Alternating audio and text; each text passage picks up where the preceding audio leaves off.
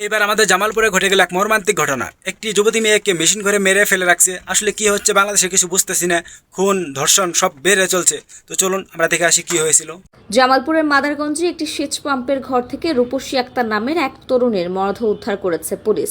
শুক্রবার 28 আগস্ট সকালে উপজেলার চরপাকেরদহ ইউনিয়নের পূর্ব চরপাকেরদহ বৈশাগাড়ি এলাকায় এই ঘটনা ঘটে।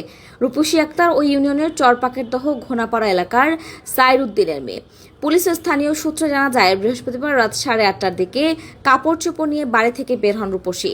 শুক্রবার সকালে স্থানীয় এক কৃষক জমিতে সার কীটনাশক দিতে গিয়ে পাশের একটি সেচ পাম্পের ঘরের ভেতর তার মরদেহ দেখতে পান। পরে স্থানীয় লোকজন পুলিশকে খবর দেন। পুলিশ ঘটনাস্থলে গিয়ে মরদেহ উদ্ধার করে।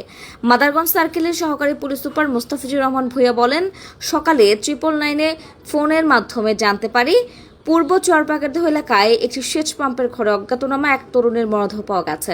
স্থানীয়দের মাধ্যমে জানতে পারি ওই তরুণীর নাম রূপসী।